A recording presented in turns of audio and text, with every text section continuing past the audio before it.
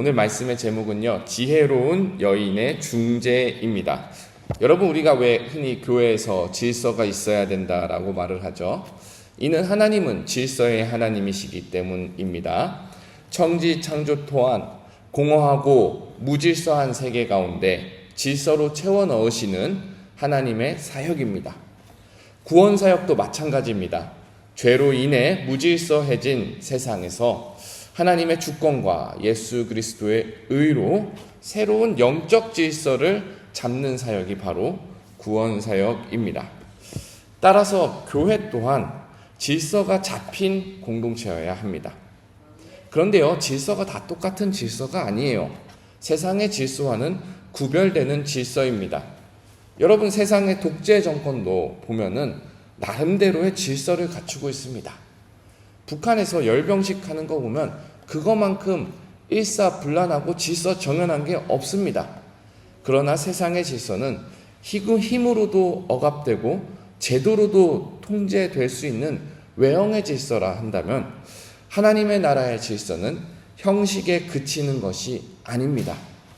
고린도전서 14장 33절에 보면은 하나님은 무질서의 하나님이 아니시오 오직 화평의 하나님이시라.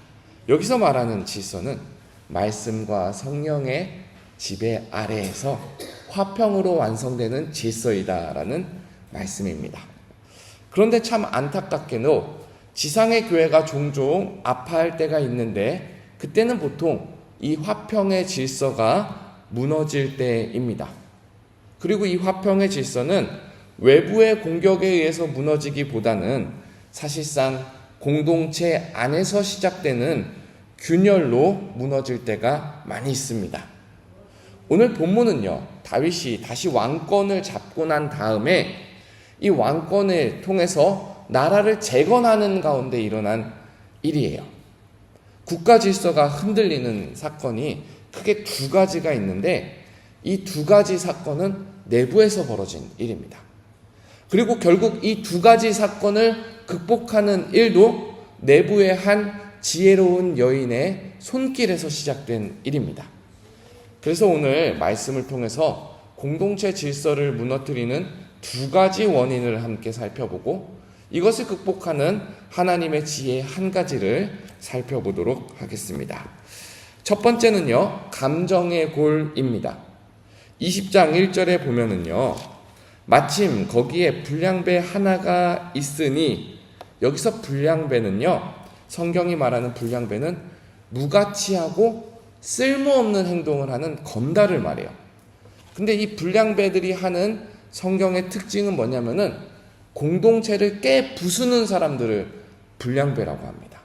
자, 다시 읽어볼게요. 마침 거기에 불량배 하나가 있으니 그의 이름은 세바인데 베냐민 사람 비그리의 아들이었더라.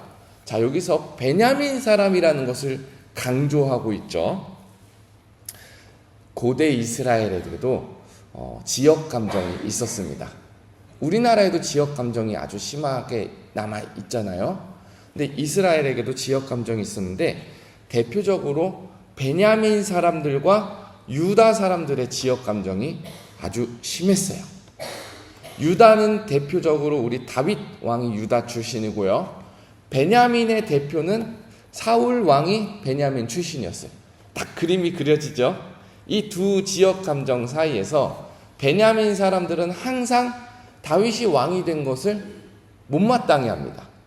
왜냐하면 1대 왕이 자기 족속에게서 나온 사람이기 때문에 이 지역 감정이 아주 심하게 있어요.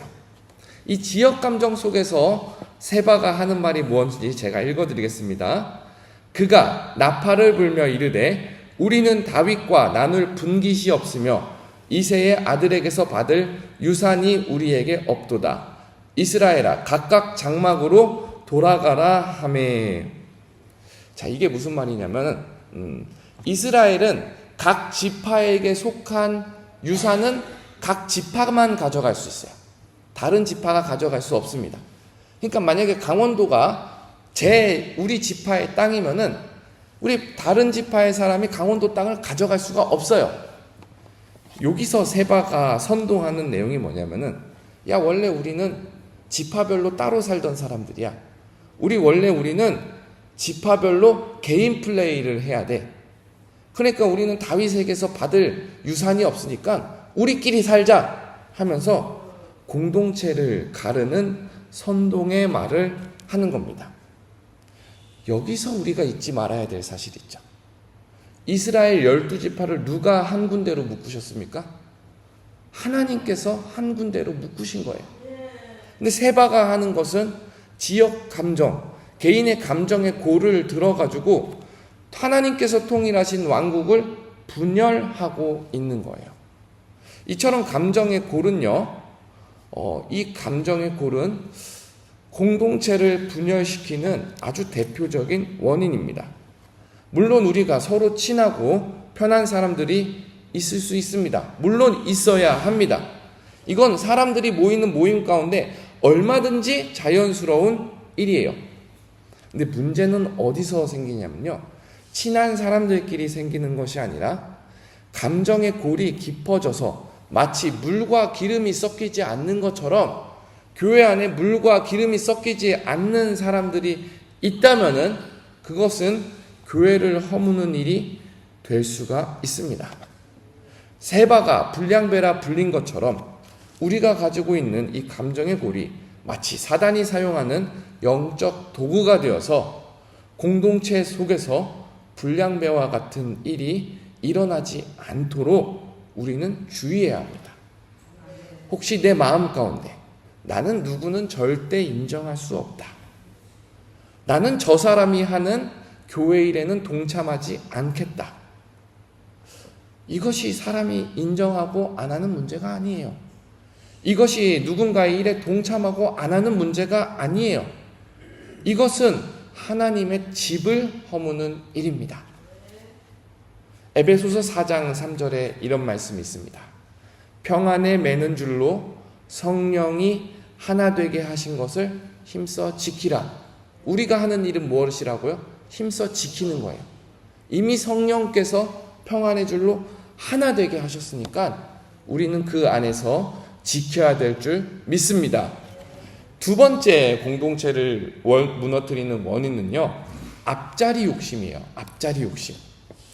사실 앞장서서 일하는 것은 굉장히 중요해요. 고마운 일이에요. 누가 자기 시간을 내서 일하려고 합니까, 요즘에? 누가 앞에서 튄다는 말을 듣고 싶어 하나요? 그거 다 힘들어요. 그래서 교회에 요즘에 점점 앞장서서 일하는 사람들이 없어지고, 이 앞장서서 일하는 사람들이 굉장히 귀한 것이 사실입니다. 근데 중요한 건 뭐죠? 앞자리 욕심이 들어가는 거예요. 앞자리 욕심. 욕심이 들어가면 안 됩니다. 내가 앞장설 때에 열심히 일할 수 있으면 그것은 리더십입니다.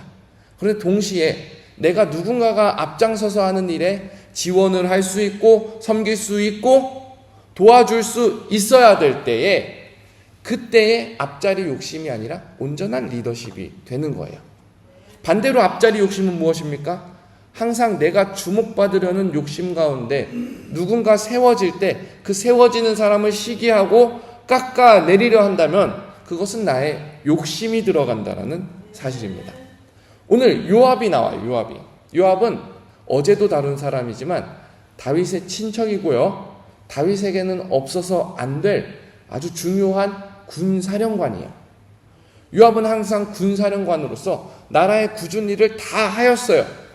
근데 오늘 본문에 보니까 요압이 누구보다 앞자리 욕심이 강한 사람이었다라는 사실이에요.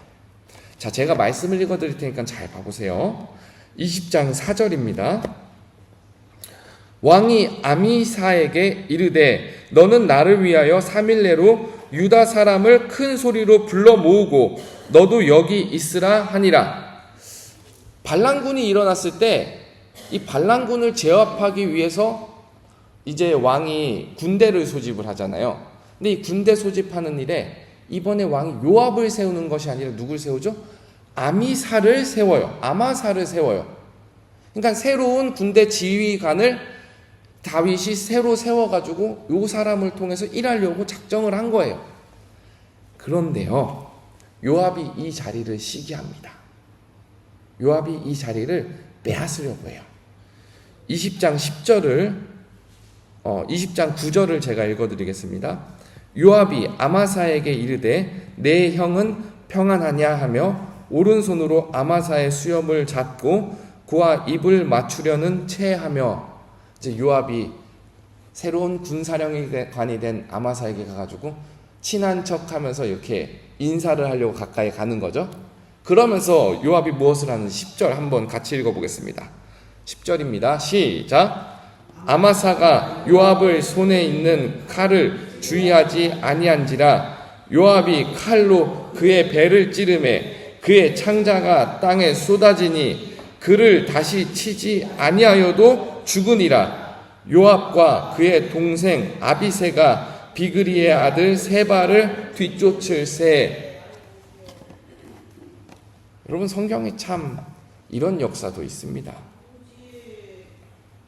요압이 앞자리 욕심을 내서 아마사, 다윗이 세운 지휘관에게 가가지고 친한 척을 하면서 밑에서 칼로 배를 찔러서 죽이는 일이 일어납니다. 그리고 요압은 아무 일도 없었다는 듯이 세바, 반란군을 뒤쫓는다라고 해요. 결과적으로 이 이야기는 요압이 세바를 잡고 모든 일을 다 정리하면서 요압이 일을 끝내는 결과로 이어져요. 근데 우리가 여기서 깊게 고민해 볼 필요가 있습니다. 일이 잘 마무리되면 무엇 할 겁니까? 요압은 결국 살인자가 되었습니다. 왕이 세운 질서를 무너뜨리고 자기가 사랑하는 앞자리, 자기가 사랑하는 영혼이 아니라 자기가 사랑하는 앞자리를 지키기 위해서 아마사를 죽이는 살인자가 되었을 뿐입니다. 교회에서도 이를 완성하는 것은 중요합니다. 그러나 그만큼 중요한 것은 화평을 지키고 질서를 세워가면서 그 질서 가운데 일하는 것이 참으로 중요한 줄 믿습니다. 다윗의 왕국이 다시 세워지는 이 장면 속에서 사람의 감정의 골과 개인적인 욕심으로 인해서 하나님 나라의 질서가 무너지고 화평이 깨지는 것을 우리는 보고 있어요. 근데 여기서 한 지레온 여인이 한 성에 있는 모든 사람이 죽을 위기에서 살리는 기지를 발휘합니다. 우리는 여기서 지혜로운 사람의 중재를 배워야 할 줄 믿습니다. 자, 무슨 말이냐면요. 세바가 이제 반란군이 한 성에 들어가서 토성을 쌓고 숨어 있어요. 그리고 다시 군사령관을 잡은 요압이 그 성을 포위합니다. 포위하고 하는 말이 이 성을 다 싸잡아가지고 허물어버리고 그 성에 있는 모든 사람들 죽여버리겠다, 이렇게 계획을 세우고 있는 거예요.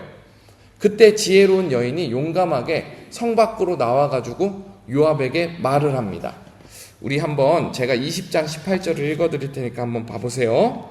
여인이 말하여 이르되 옛 사람들이 흔히 말하기를 아벨에게 가서 물을 것이라 하고 그 일을 끝내어나이다.